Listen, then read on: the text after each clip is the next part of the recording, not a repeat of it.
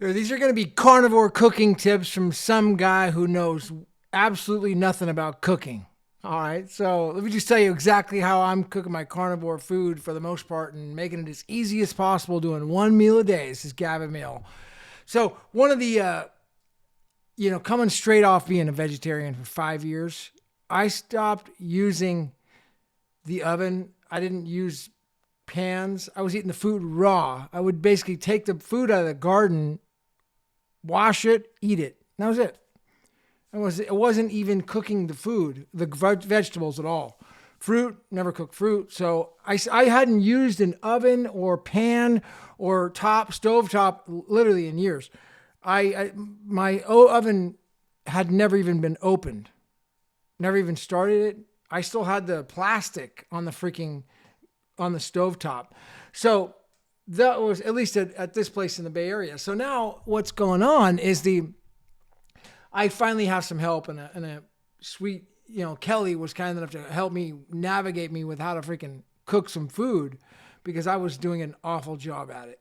And I won't even tell you what I was doing before when I first started going carnivore, because it was so bad. The food was just terrible. Well, it's a funny story. I mean, basically I got the food, I put it in the pot, in a crock pot, and turned it all the way up to hot and boiled the meat, and it turned out like rubber, and it was just awful. So I did that a few more times till I finally went to the butcher, and he gave me some advice. It never went really well. But now what I'm doing is I literally she showed me to put the steak, and then today I've got chicken sausage, like good quality chicken sausage with the steak. I'm putting it into the oven on broil. And what happens is I just turn the oven on 550. And once it gets to 550, I set a timer for 5 minutes, and I cook the steak on one side. And in this case, the sausages, and then for 5 minutes later, I just take it out and I flip it, put it in there for another 5 minutes on both sides. And after that, it's done. I don't even have to, it turns out pretty darn good for somebody who doesn't know what they're doing. It's 5 minutes and 5 minutes. Now, it's probably could be done a lot better if you know how to take the temperature. There's things called sous vide or sous vide, which I've heard about, but I haven't tried that yet. It's a little more complicated. This way has just been working really basic for me, and I don't have to think about it too much. And it hasn't been burning the meat. 5 minutes on one side on broil for 550, 5 minutes on the other side will broil for 550, and it turns out good. And it's been effective, man. So, and of course, adding eggs into it, I'm not going to tell you my eggs are terrible. They're awful.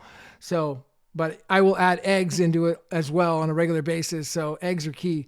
Scrambled eggs, whatever, over easy, but just don't do them like I do them, because I just don't know what I'm doing. So, but every day's getting better. Cooking on the carnivore diet. This is Gavin Mehl. Like, comment, subscribe. You like videos like this, man. It's freaking getting more and more effortless, doing intermittent fasting every single day, one meal a day. I'm at 114 days straight intermittent fasting, one meal a day, and consistent carnivore, no carbs. I mean, very little very few. Unless it's a cheat of some kind, I have no carbs at all. I won't touch bread, won't touch any pasta, never, no way. So, I mean, there has been cheating, of course, but it's literally on my regular meals, no carbs, straight carnivore, intermittent fasting. It's been freaking getting to be more and more effortless, and I'm enjoying it more and more. Like, comment, subscribe. Let me know if you're doing carnivore yet, bro. Hope you are.